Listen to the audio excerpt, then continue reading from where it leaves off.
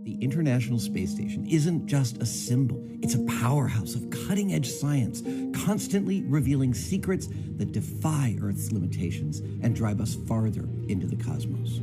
Our mission is research and science. We have experiments mounted on the outside of the station that are looking at Earth. We study our own bodies and how they react to space, to weightlessness, to radiation. And that helps not only us go on further in future missions, but also helps for medical research back home. And then we study lots of different things as well, like materials, combustion, all sorts of things that help us understand life back on Earth. Yeah.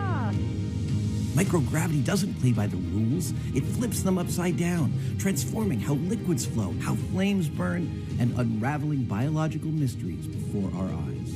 I saw some heart tissues beating in space, and it was incredible. So Tom, we see that top one beating. Looks like happy heart cells. But we're not just along for the ride. We're explorers, diving headfirst into the challenge and harnessing the power of this unparalleled platform, just as we have been for decades. We're on a relentless quest for answers, seeking to understand the intricate workings of the human body in space and ensuring future crews stay safe on their daring journeys beyond Earth's orbit. The human aspect of human space exploration is always going to be very important for decades to come. And when it comes to technology, we're not waiting around. We're discovering new ways to grow crops in harsh environments and engineering innovations to tackle Earth's greatest challenges. We have amazing technology that allows us to recycle water and create water for us to drink. It's delicious. Microgravity isn't just a curiosity. It's a game changer in the fight against diseases back on Earth, paving the way for breakthroughs that benefit us all and enabling new economic opportunities in space. Welcome, Axiom 3, on board the International Space Station. From our vantage point more than 200 miles above Earth, we are not just spectators. We're gaining unprecedented insights into the world we call home, and we're sharing our findings openly. We're not just achieving results today.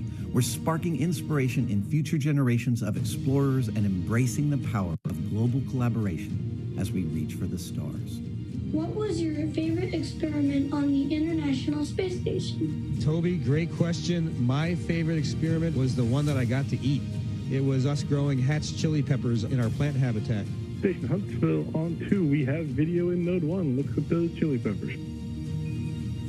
And as we soar through space at 17,500 miles per hour, each moment is a step closer to unlocking the mysteries of our Earth, our universe, and propelling our pioneering spirit even farther into space. So come along for the ride aboard the International Space Station. Steps outside as they prepare for their journey to the International Space Station. From left to right, Kirill Peskov, Nicole Ayers, Anne McLean, and Takuya Onishi. Each one, you can see this one, the lift off with the 10 in the middle, lift 10 off. So that's a very appropriate message for what we're here for today. And I think we have some history about what all the other license plates are here too, don't we, Daryl? Anne McLean, she is your Crew 10 commander. Born and raised in Spokane, Washington, NASA selected Anne as an astronaut candidate in 2013. Crew 10 will be her second space flight after launching aboard the Soyuz MS-11 in 2018 and serving as flight engineer on the International Space Station for Expedition 58 and 59. In total, she spent 204 days in space and completed 2 spacewalks, totaling 13 hours and 8 minutes. Anne is a West Point graduate and colonel in the U.S. Army, a highly decorated Master Army aviator. Anne has more than 2,000 flight hours in 20 different aircraft. Anne is also an avid rugby player and former member of the USA Rugby women's national team. She currently lives in Houston, Texas, with the rest of the astronauts. The pilot for Crew 10 is NASA astronaut Nicole Ayers. Crew 10 mission will be the first space flight for Nicole Ayers, a major in the U.S. Air Force and the first member of NASA's 2021 astronaut class named to a crew. A graduate of the U.S. Air Force Academy in Colorado Springs, Colorado, Nicole served as an instructor pilot and mission commander in the T-38 and the F-22 Raptor, leading multinational and multi-service missions worldwide. She has more than 1,400 total flight hours, including more than 200 in combat. Nicole has a twin and was born in San Diego, California. To the mission specialist now. This will be the second mission to the space station for JAXA astronaut Takuya Onishi. After launching aboard the Soyuz MS-01 mission in 2016 and spending 113 days in space as a flight engineer for expeditions 48 and 49, Onishi received a Bachelor of Engineering degree in Aeronautical and Space Engineering from the University of Tokyo, and soon embarked on a career in aviation with All Nippon Airways in Tokyo. He was selected as an astronaut candidate by JAXA in 2009, and during his stay on the space station, he became the first Japanese astronaut to capture the Cygnus spacecraft in space. When he's not training, Onishi enjoys flying, playing the saxophone, movies, and hiking. This is mission specialist and Roscosmos cosmonaut Kirill Preskov. It is his first trip to space. Before his selection as a cosmonaut in 2018, he was a co-pilot on the Boeing 757 and 767 aircraft for Russian Airlines. Assigned to a test cosmonaut in 2020, he has additional experience in skydiving, zero-gravity training, scuba diving, and wilderness survival. And as you probably noted by me reading their bios there, that all four, we mentioned this on Wednesday, are certified pilots, military pilots, and pilots in private aviation. And that is impressive for a crew these days. Commander Ann McLean. When I get asked why we explore, oftentimes I think, what would our society look like if we didn't explore? What would our society look like if we didn't ask what was over the next hill, what was across that ocean, and for us now, what's beyond our planet? My name is Colonel Ann McLean, and I'm the commander of NASA's SpaceX Crew 10 mission to the International Space Station. I was 3 years old when I first told my family that I wanted to become an astronaut, and I'm fortunate that no one of my family told me that it was impossible to do. They all said, that's going to be a lot of work, and they were right. But they were ready to support me every step of the way. They reminded me of my dreams if I started to get discouraged, because it is a long and challenging road. One thing I knew about becoming an astronaut is that not a lot of people get to do it. It was important to me to choose a career that I was going to love and be fulfilled in, regardless of my selection to becoming an astronaut. So I chose to serve my country as a helicopter pilot and an officer in the United States Army. I still am an active duty officer in the Army. It's something that brings me a lot of meaning to be able to serve the American people in that manner. And it's something that I would be doing still every day if I was not fortunate enough to wear this blue suit. This is my second flight to the International Space Station. I think on your first flight, there's a lot of unknowns, right? You don't know how it's going to feel to go to space. You're very focused on making sure that you know your stuff. On this flight, as the commander, I'm really focused on building a cohesive crew. So over the last year and a half, I've had the pleasure of working with my crewmates on Crew 10, Tak, Nicole, and Kirill. We've shared a lot of meals together, we've traveled together, we've done some tough sims together, and they are three very special people to me. And now we get to go launch to space and do this incredible mission with our good friends. The International Space Station is a proving ground for a lot of technologies for deep space exploration, but it is also a national orbiting laboratory where the U.S. can work with universities, research labs, other countries to develop things that benefit us on Earth, everywhere from cancer research, Parkinson's research, materials research, and at the same time, we're looking at the things that we're going to use on Mars and future moon missions. In my career at NASA, and especially on my first space flight, there were certain moments that I had, like when I came out of the hatch on my first spacewalk, where I realized we are operating at the edge of what humans are capable of. And that is such a special moment. I think it's that intersection of the magical and the technical, where I can look across the amazing beauty of the Earth, but I can see also this amazing creation, the International Space Station. And it doesn't belong to me or to NASA anymore, that it belongs to every single human on Earth. It's our platform to figure out how we got here, where we're going in the future, and the context in which we live. Our goal is to be a beacon of hope for all of humankind so that people can look and say, this is what we can accomplish when we work together. Space exploration is so important for humanity. You know, we learn so much as we get further away from Earth. Every time that we make a further step, we learn something and we learn how to adapt, and that is so important to humanity. We are explorers, each and every single one of us. My name is Major Nicole Vapor Ayers, and I am the pilot on NASA's SpaceX Crew 10 mission to the International Space Station. As a little kid, I always wanted to be an astronaut from the time that I was about knee-high. Growing up in Colorado really inspired me to go explore. I loved exploring in the mountains and learning how to camp and hike and live in a weird and exciting environment. Growing up as a twin is probably my favorite part of growing up. You have this built-in best friend to get in trouble with, to go exploring with. We grew up right there in Colorado Springs. We got to see the Thunderbirds fly over the Air Force Academy every year, which really inspired me to become a pilot in the Air Force. I always had an affinity for the sky and for space. Being next to the Air Force Academy kind of was the natural path for me. So I was a very serious little kid who set my goals really high and worked really hard and never got bumped off that path. I got my wings in August of 2014, and then I flew F-22s in Alaska, got to do some great flying up there in the mountains. I had a no-notice 6.5-month deployment. From there is when I moved down to Houston to start my job as an NASA astronaut. Crew 10 is a group of pilots who are going to space together to execute science and maintenance. We are about to launch to the International Space Station for a 6-month rotation aboard the orbiting laboratory. We've got a great group of humans who are funny and caring and kind and also wicked smart and capable and efficient. Our major goal is to get to the space station, execute the mission as well as we possibly can, and then come home still funny, kind, and caring about each other.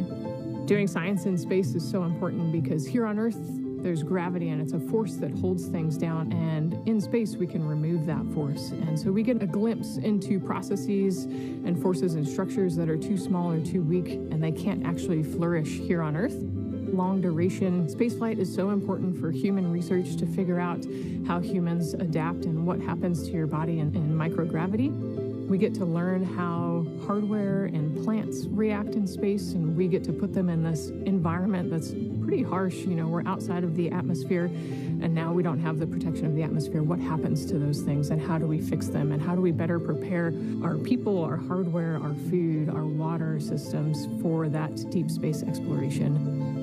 Throughout all of our training, it's been apparent to me that there is a massive humanity that gets us to space. It takes a village to get us there. The International Space Station wouldn't be where it is today without the international cooperation, and it's just blown me away with how many people it takes to get to space. From Crew 10, we just want to say thank you. Naturally want to explore the environment. That's how we expand our world, and that's how we find something new, advance our technology and civilization. My name is Takuya Onishi, and I am a mission specialist for NASA's SpaceX Crew 10 mission to the International Space Station. I was born in Tokyo in Japan, and I grew up mostly in the west part of Japan. My family moved our locations so often, so that experience actually helped me to get used to a new environment quickly and comfortably. I have always been interested in space since my childhood, but I never thought I would actually become an astronaut. I chose to become a pilot. I think I was very lucky because the experiences as a pilot of a commercial airplane really helped me to go through astronaut selection process. Space is hard, very challenging, sometimes unpredictable, and there is no 100% guarantee of success. And that's why I think cooperation is the key to success. Each country, each crew member, each agency, each company brings its own expertise and its strengths in order to be able to cooperate as a team. And I hope our Crew 10 mission becomes one of the best models of that cooperation. We've been training together more than a year. I believe we can be very successful in our goals and build a closer friendship among all of us, and of course, most importantly, have a lot of fun together. While we are on board the ISS, we are going to perform a lot of scientific experiments, including some medical experiments to better understand our bodies and for future space exploration. Our ultimate goal is to go to Mars, but it's not an easy journey, and when we face a new challenge, we must solve it step by step. Continue pushing the boundary of possibility makes us gain new skills and also enhance our experiences. What I like about the International Station program is each country brings its own strengths. It's like a patchwork quilt. Each country is just one patch. Putting all the patches together creates one beautiful quilt that is ISS. Kirill Peskov. I think that we explore because it's a really deep part of our nature. This is one of my things that makes us humans. My name is Kirill Peskov. I am a mission specialist for NASA's SpaceX Crew 10 mission to the International Space Station. I grew up in a Siberian town called Nazarovo. It's in the middle of Russia, in the middle of Siberia. I decided to be a pilot. Actually, this was my dream during my childhood. And after becoming a pilot, I realized that it's not a limit and we can go higher and further. So I started to work towards becoming a cosmonaut, and now I'm standing here. Our crew is great. I love the fact about our crew that all four of us are pilots. I think that it helps us to understand each other really well, sometimes even without saying a word. Every day we learn something new about each other. The training itself, this is the thing which brings us closer. We do science in space because it's an environment that cannot be created on the ground, and it helps us to develop all kinds of materials, medicines. It helps us to push our knowledge forward.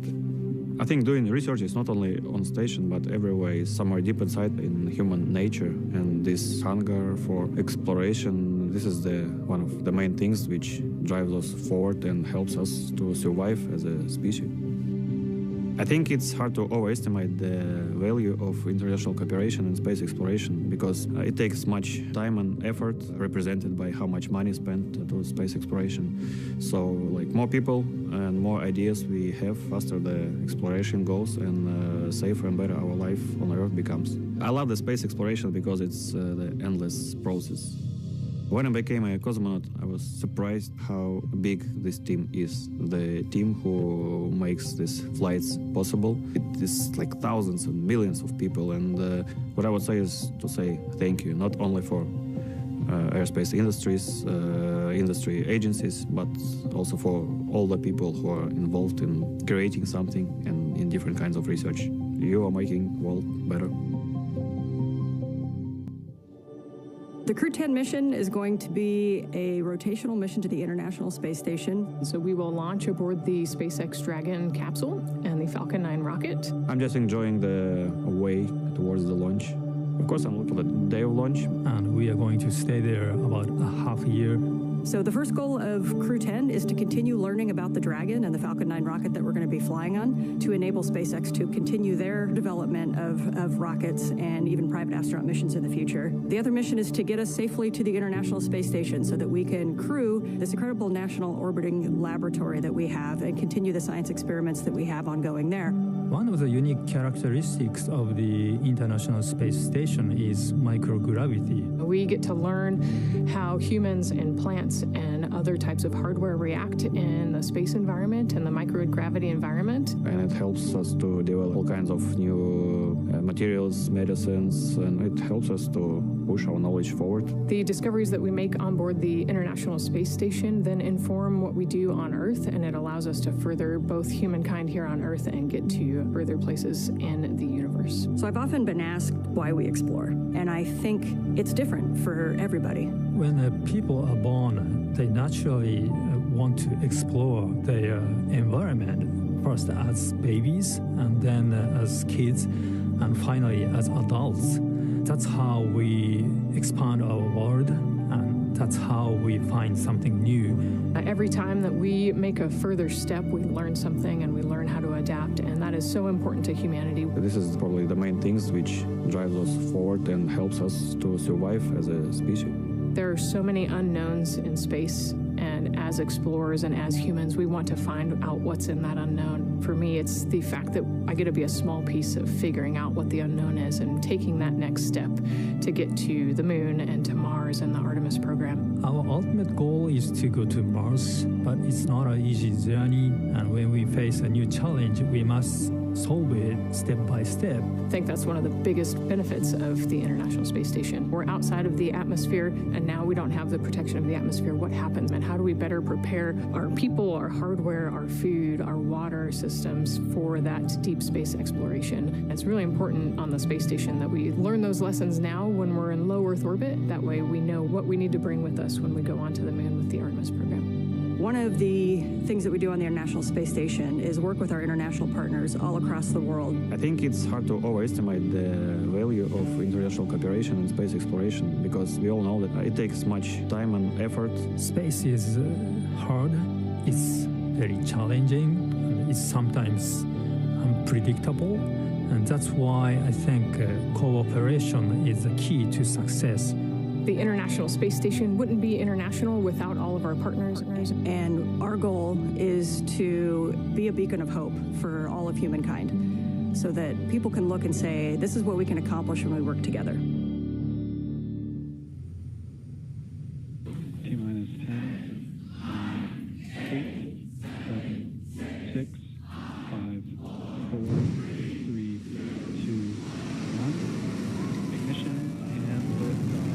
Go SpaceX, go NASA Crew 10. Copy 1 Alpha. And liftoff of Crew 10 now Vehicle stitching down range. Space Station. 1.7 million pounds of thrust now propelling Falcon 9 and Crew 10. And we're continuing to get good call-outs on the first stage performance so far.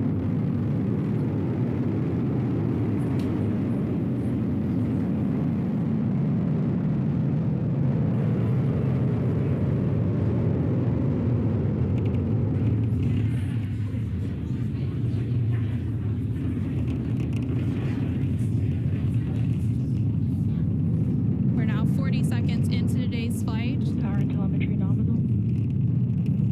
Continuing to get good performance call-outs. Throttle down. Yeah, we are throttling down the engines in preparation for Max Q. What great timing that was. We just passed through Max Q. That's the largest structural load that the vehicle will see on ascent. Vehicle supersonic. Stage 1, throttle up. We're now just over 1 minute and 10 seconds into today's flight, traveling at more than 1,400 miles per hour. Stage 1 Bravo. And we just heard that Stage call out copies, 1 for Bravo. 1 Bravo, which means we're in the second and final abort mode for the first stage, continuing to get good performance. And the crew already pulling over 2 Gs. Next up, we'll have a couple of events happening in rapid succession. Back chill started. First will be that engine chill on the second stage impact engine, which we just heard. And then we'll have MECO, or main engine cutoff, where the 9 engines on the first stage will cut off ahead of the first and second stages, will be separating from one another. Then the single Merlin vacuum engine on the second stage will ignite and continue to carry Crew 10 to orbit while the first stage begins its journey back to Earth. Now we're just 2 minutes into today's flight. The vehicle is traveling just under 4,000 miles per hour. We're just about 20 seconds away from those events that Anna just mentioned. The 9 Merlin engines will shut down here in just about 10 seconds for MECO, stage separation, and SES-1.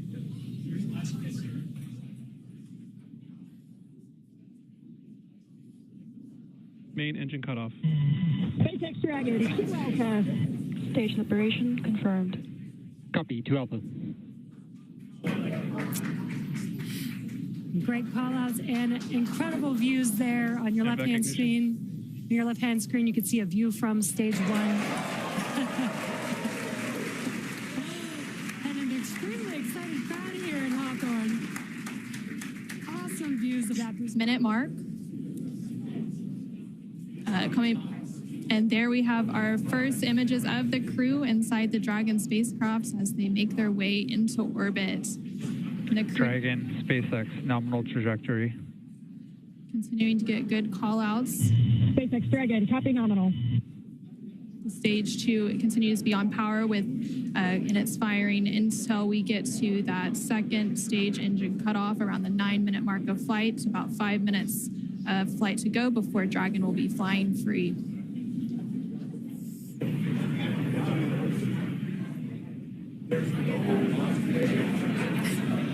Some cool views there on your left-hand screen. That's the first stage booster as it's making its way back down to Earth. This is a ground tracking camera getting these awesome views. And on the right, its way back into the Earth's atmosphere. We're now just over 6 minutes into today's flight as Dragon and the second stage continue traveling at over 12,000 miles per hour, making their way into orbit and on the way to the International Space Station.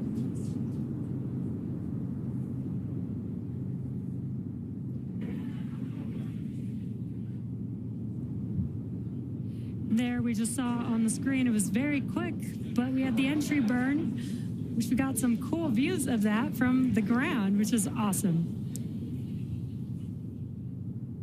Now the next event coming up will be the landing burn for the first stage. That's coming up here in about 30 seconds. Dragon, SpaceX, nominal trajectory. Again, great call outs for SpaceX Dragon, copy nominal.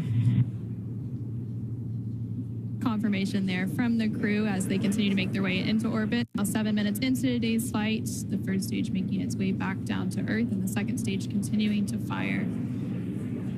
This is an awesome view. Let's see if we can see the center engine relight for that landing burn here in a few seconds.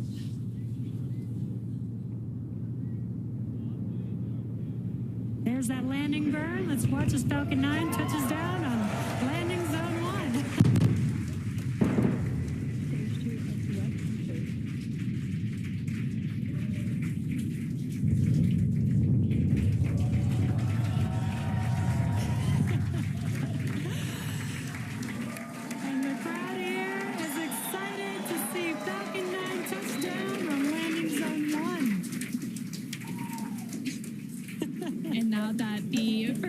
Has made its way back to Earth. We're about a minute away from the second engine cutoff, which we're expecting around the 9-minute mark of today's flight.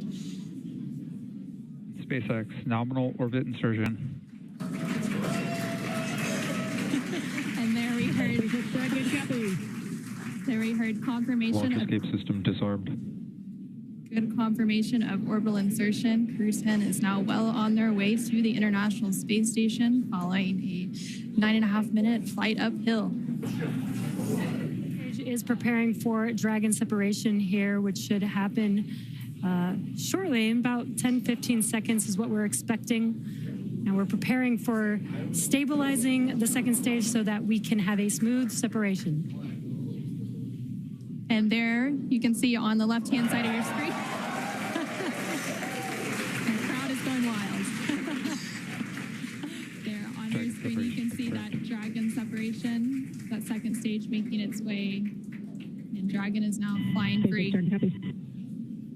10 minutes into today's flight, that was about a minute after we had that second engine cutoff and orbital insertion.